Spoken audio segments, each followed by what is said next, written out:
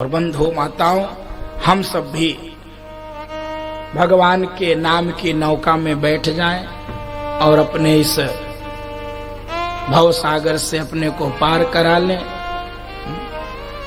मनु महाराज की बड़ी बेटी का विवाह रुचि प्रजापति के साथ हुआ। आकुति का विवाह पुत्रिका धर्म का आश्रय लेकर इनके घर साक्षात यज्ञ नारायण प्रकट हुए हैं। यज्ञ नारायण का विवाह दक्षिणा नाम की कन्या से हुआ, इसीलिए यज्ञ बिना दक्षिणा के पूर्ण नहीं होता है, इसलिए यज्ञ में दक्षिणा आदि का प्रावधान है। सुखदेव जी कहते हैं परीक्षित मैत्रेय मुनि विदुर जी को यह प्रसंग सुना रहे हैं।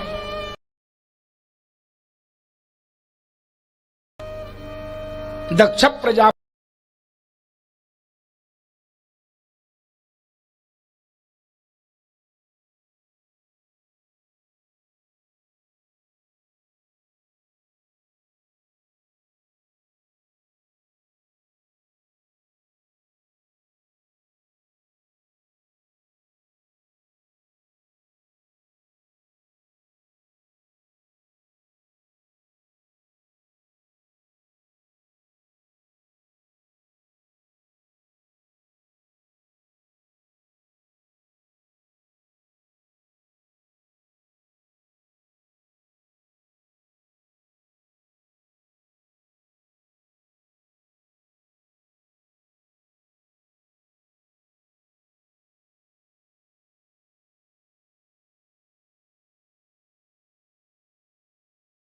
चौंक गए। विदुर महाराज मैत्रेय मुनि से रोक कर पूछते हैं कि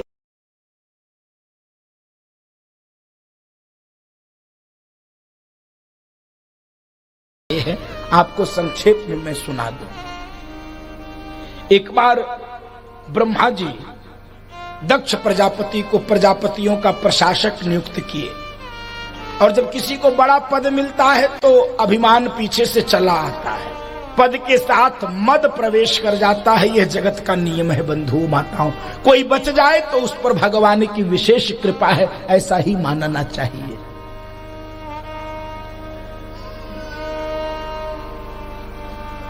बंधु माताओं, बड़ा अभिमान हुआ दक्ष को।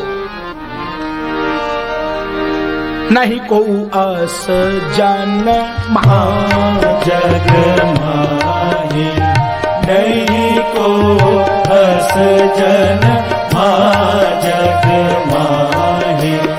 प्रभुता पाई जाई मद नाही, प्रभुता पाई जाई मद नाही। और एक बार सम्मान समारोह आयोजित किया ब्रह्मा जी ने दक्ष का। सभी देवी देवता बैठे थे उस सम्मान समारोह में, भगवान शंकर भी बैठे थे। और दक्ष का जब आगमन हुआ सभी खड़े होकर स्वागत किए, जय हो जय हो जय हो। भगवान शंकर नहीं देख पाए, नहीं खड़े हुए, और जब नहीं खड़े हुए दक्ष ने देखा, आग बबूला हो गया, अपने दामाद पर ही गालियों की बौछार कर दी। दामाद कोई नहीं तो भगवान शंकर जिसके दामाद हैं। दक्ष ने कहा सावधान, सभ्य लोगों की सभा में कभी किसी असभ्य को नहीं बैठाना चाहिए। लोग देखने लगे इस सभा में असभ्य कौन है भाई, क्या क्या टुकुर टुकुर देख रहे हो, ये बैठा है भोलेनाथ शंकर, 24 घंटे भूत प्रेतों पिशाचों के बीच में रहता है, इसकी भी बुद्धि वैसी हो गई है। माननीयों की सभा में ऐसे लोगों को कभी नहीं बैठाना चाहिए। न उठने आता है, न बैठने आता है, न कोई शिष्टाचार आता है। अब भगवान शंकर को बोलते चले जा रहे, भगवान शंकर सुनते चले जा रहे। आज अभिमान के रंग में रंगा हुआ दक्ष, एक भी सद्गुण नहीं दिख रहे हैं। किसी ने पूछ लिया उस समय तुम्हारी आंख फूटी थी जब तुम शादी कर रहे थे? आज सारे दोष ही दोष दिख रहे हैं? कह रहे वो तो मैं ब्रह्मा जी की बात में आ गया, नहीं तो मैं कभी इसके साथ अपनी बेटी का विवाह नहीं करता। कहा मेरी मृगलोचनी कन्या और कहा ये बंदर जैसी आंख वाला शंकर, क्या क्या बोल डाला। भगवान शंकर को कह रहा बंदर वाली आंख का। सब तो चुप थे, नंदी महाराज को नहीं रहा गया। जैसे लक्ष्मण जी खड़े हो गए सभा में जनक जी की, आज नंदी जी कहे प्रभु बहुत हो गया, अब ये कुछ ज्यादा बोल रहा है, अभी इसको मैं ठीक कर दूंगा। भगवान कहे जाने दो। भगवान शंकर ने कहा देखो गाली तो ससुराल की सुननी ही पड़ती है, और सुनो हमारे साथ एक उल्टा इतना ही हुआ, लोग शादी के समय सुन लेते हैं, हम शादी के बाद सुन रहे हैं। होता इतना, सुनना सबको पड़ता है। नंदी को रहा नहीं गया। क्यों? हरिहर निंदा सुन जो काना, हो ही पाप कौ घात समाना। हरिहर निंदा सुनहि जे काना, हो ही पाप को घात समाना। हरिहर निंदा। ये तो पाप हो रहा मुझसे, और नहीं रहा गया। नंदी ने भी दक्ष को ललकारते हुए कहा तू मेरे स्वामी का अपमान कर रहा, तुझे बकरे का मुंह मिलेगा। जा बक बक बक बक कर रहा, तुझे बकरे का मुंह मिलेगा। तभी भृगु जी इस यज्ञ के आचार्य थे, अपनी दाढ़ी पे हाथ फेरते आ गए। हे ससुर दामाद का मामला तू बीच में क्यों बोल रहा है? तो भृगु जी को भी गुस्सा आ गया, उन्होंने भी आशीर्वाद दे दिया कि सारे भगवान शंकर के गण पाखंडी हो जाएं। जा अब भैया श्राप समारोह हो गया, सम्मान समारोह। गणों ने दक्ष को श्राप दिया, भृगु जी ने गणों को दिया, तो गण भी काहे पीछे रहे। कहे हम भी तुमको श्राप देते हैं, तुम्हारे जैसा चाटुकार ब्राह्मण भिखमंगा हो जाए। जा, जा, तुम्हारे जैसा चाटुकार ब्राह्मण भिखमंगा। भगवान शंकर कहे बस रहने दो भैया, ये सम्मान समारोह, इसको क्यों तुम मजा किरकिरा कर रहे हो, जाने दो, छोड़ो। बंधु माताओं, आज प्रेम की धागे में गांठ पड़ गई। प्रेम का मत तोड़ो छटका, टूटे से फिर ना जुड़े, और जुड़े गांठ पड़ जा। प्रेम में गांठ नहीं पड़ती, गांठ पड़ जाती है बंधु माताओं अगर, तो फिर वो बस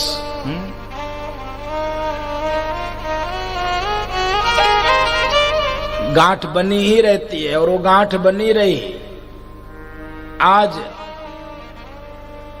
इसका बदला लेने के लिए दक्ष ने एक यज्ञ का आयोजन किया है।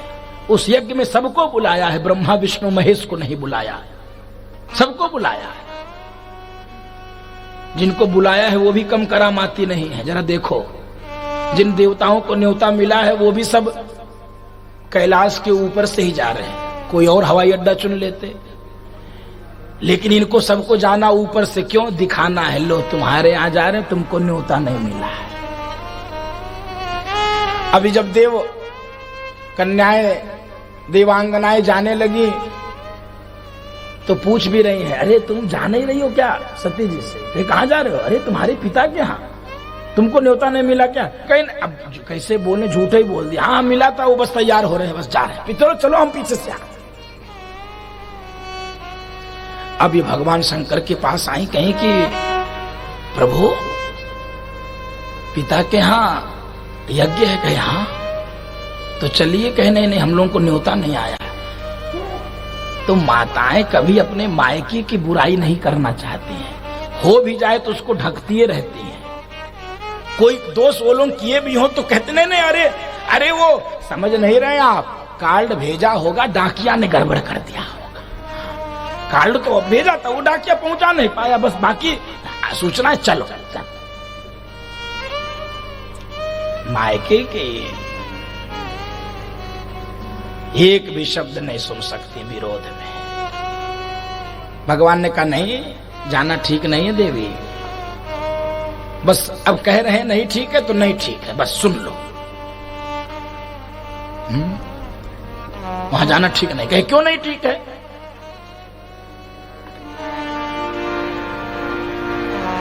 आवत ही हर्षे नहीं, नैनन नहीं सने, तुलसी तहान जाइए, चाहे कंचन बरसे में। अब पीछे पड़ गई, क्यों न जाए, क्यों, कोई बात तो है कोई। अब भोलेनाथ को वो सारा प्रसंग सुनाना पड़ा, तुम्हारे पिता के यहाँ यज्ञ, ये सम्मान समारोह, और उसमें ये हुआ, इसलिए तुम्हारा जाना ठीक नहीं है। सती जी ने कहा अरे ठीक है, आप चलिए, देखते कैसे ने मेरे पिताजी मानेंगे, उनको मैं समझाऊंगी, ये करूंगी वो करूंगी। भगवान कहे हम तो नहीं जाएंगे, तुमको जाना हो तो जाओ। भगवान ने कहा देखो, पुरुषार्थ करने में कोई कसर नहीं छोड़नी चाहिए। इस प्रसंग का सूत्र लीजिए, पुरुषार्थ करने में कोई प्रसंग, कोई भी प्रयास छोड़ना नहीं चाहिए, लेकिन अंत में एक बात ध्यान में रखना चाहिए, होई है सोई जो राम रचि राखा, को करि तरक बढ़ावै साखा, होई है सोई जो राम रचि राखा, को करि तरक बढ़ावै साखा, कोई नहीं सोई जो। भागवत का राग हो जाएगा। होई है सोई जो राम रचि राखा, को करी तर्क बढ़ावै साखा।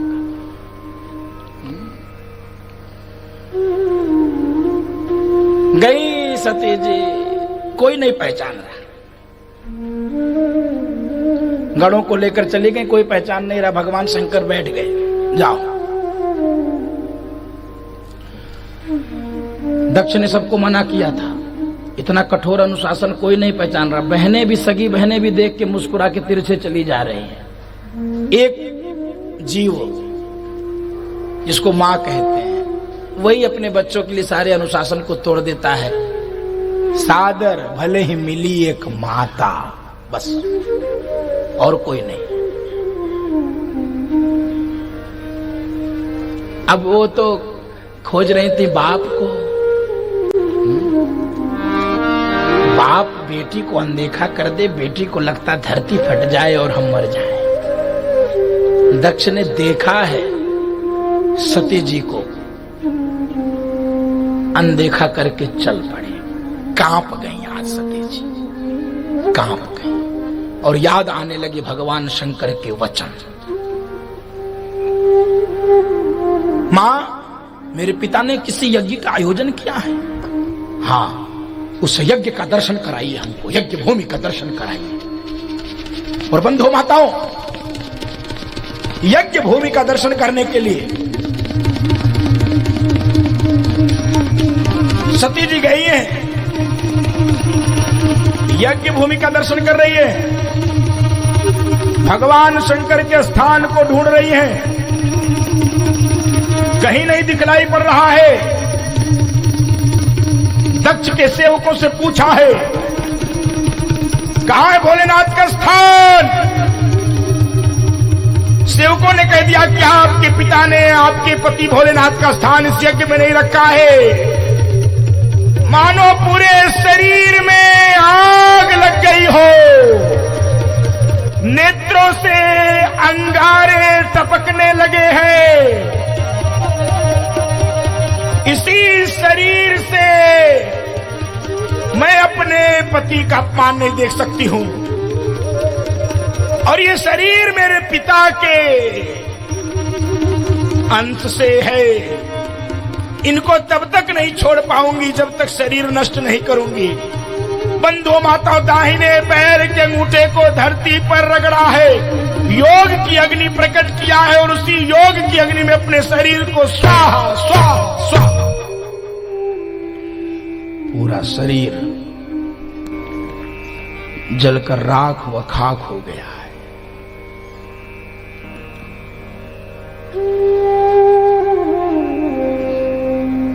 भगवान शंकर को पता चला, जटा से केश निकालकर धरती पर पटक दिया है। वीरभद्र प्रकट हो गया है। वीरभद्र को आदेश दिया, जाओ सारा यज्ञ कांपने लगा, थर थर थर थर थर थर थर थर थर। और वीरभद्र ने पूरे यज्ञ को नष्ट करना, एक एक लोगों को पहचान पहचान करके उनको नष्ट कर। दक्ष की गर्दन काट और उसी यज्ञ कुंड में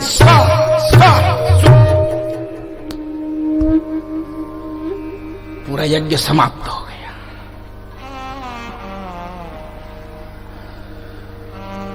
बंधु माताओं,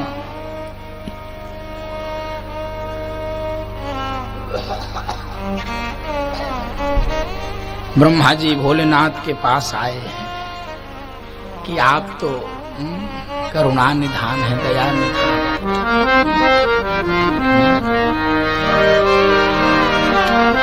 आपके चरणों में इन देवताओं की कैलाश के निवासी भगवान शंकर के चरणों नमो बार बार हूँ कैलाश के निवासी, नमो बार बार हूँ कैलाश के निवासी। आयो शरण तिहारी, आयो शरण तिहारी, प्रभु तार तार तू कैलाश के निवासी। नमो बार बार हूँ कैलाश के निवासी, कैलाश के निवासी, कैलाश के निवासी। नमो बार बार हूँ कैलाश के निवासी।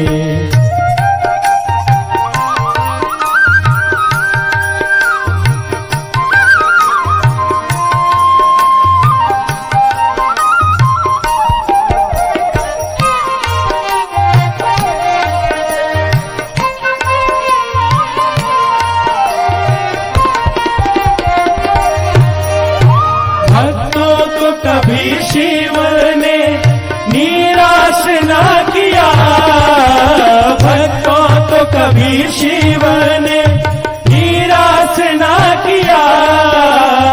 मांगा जिसे जो चाहा वरदान दे दिया, मांगा जिसे जो चाहा वरदान दे दिया। बड़ा है तेरा दायरा, बड़ा है तेरा दायरा, बड़ा दातार तू कैलाश के निवासी। नमो बार बार हूँ कैलाश के निवासी, कैलाश के निवासी, कैलाश के निवासी।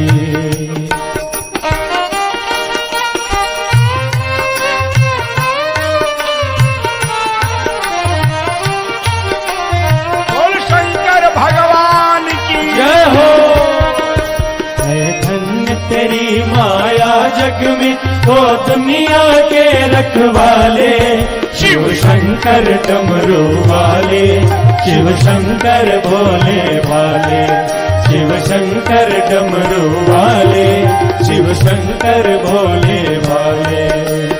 बखान क्या करूं मैं लाखों की ढेर का, बखान क्या करूं मैं लाखों की ढेर का, लिपटी विभूति में है खजाना कुबेर का, लिपटी विभूति में है खजाना कुबेर का, है गंगाधर मुक्तिदा, है गंगाधर मुक्तिदा, ओमकार तू कैलाश के निवासी, नम बार बार हूँ कैलाश के निवासी, नम बार बार हूँ कैलाश के निवासी, नम बार बार हूँ कैलाश के निवासी, कैलाश के निवासी, कैलाश के निवासी, कैलाश के निवासी। भोलेनाथ से प्रार्थना किया कि चलो तुम्हारे ससुर हैं, जाने दो। तो भगवान ने कहा चलो ब्रह्मा जी आपका आदेश है, तो ससुर जी को बकरे का मुंह लगा दिया। और जब सती जी के सारे प्रसंग को इनको याद दिलाया गया है, ये भगवान की स्तुति कर रहे हैं। अब बकरा कैसे बोलता है? तो ये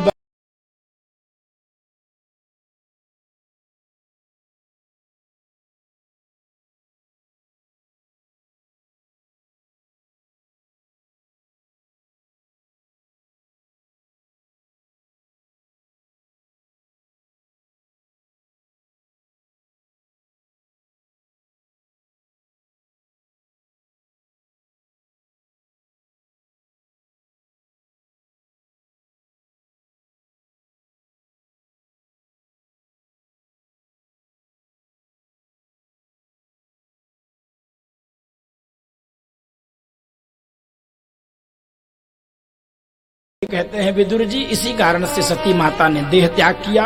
अगले जन्म में हिमालय की पुत्री पार्वती के रूप में प्रकट हुई और पुनः तपस्या करके भोलेनाथ को प्रसन्न कर लिया और उनकी अर्धांगिनी बनने का सौभाग्य पुनः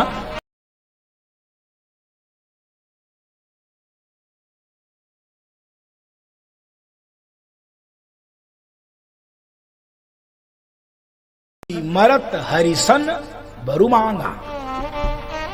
और अब तीनों बेटियों के प्रसंग के बाद दो बेटे प्रियव्रत और उत्तानपाद। तो प्रियव्रत की कथा बाद में,